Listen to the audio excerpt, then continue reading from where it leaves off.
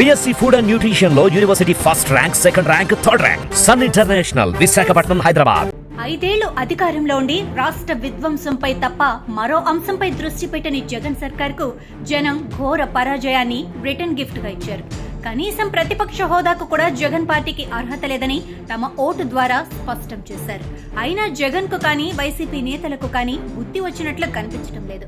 2019 ఎన్నికలకు ముందు 25 ఎంపీ సీట్లు ఇవ్వండి, కేంద్రం మెడలు వంచి రాష్ట్రానికి ప్రత్యేక హోదా తెస్తాను అని జగన్ పదే పదే చెప్పడంతో నిజమే కాబోలని భావించిన జనం 23 ఎంపీ స్థానాల్లో విజయం చేకూర్చారు. అయితే 151 అసెంబ్లీ స్థానాలలో వైసీపీ అభ్యర్థులను గెలిపించి రాష్ట్రంలో అధికారాన్ని కట్టబెట్టారు. అయితే 5 ఏళ్లు అధికారం వెలగబెట్టిన జగన్ రాష్ట్ర ప్రగతిని తిరోగమన బాట పట్టించారు.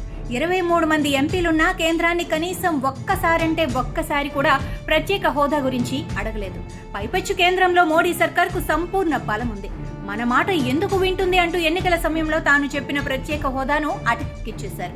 అప్పులు చేయటం, ప్రత్యర్థులపై కక్ష సాధించటమే పాలన అన్నట్లుగా జగన్ 5 ఏళ్ల హయాం సాగింది. దీంతో జనంలో జగన్ పట్ల, ఆయన పార్టీ పట్ల తీవ్ర ఆగ్రహం వ్యక్తమైంది.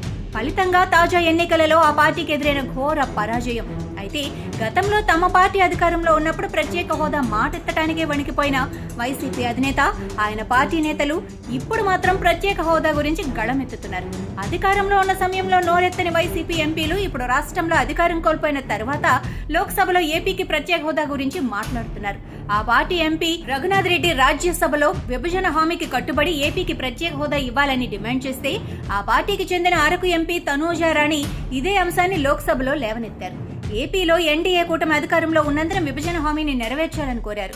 తమ పార్టీ రాష్ట్రంలో అధికారంలో ఉన్నప్పుడు కూడా కేంద్రంలో ఎన్డీఏ ప్రభుత్వమే కొలువుదీరి ఉంది. అయినా అప్పుడు గొంతు పెగలని వైసీపీ ఎంపీలు ఇప్పుడు ప్రత్యేక హోదా గురించి మాట్లాడటం వింతగా ఉందని పరిశీలకులు విశ్లేషిస్తున్నారు.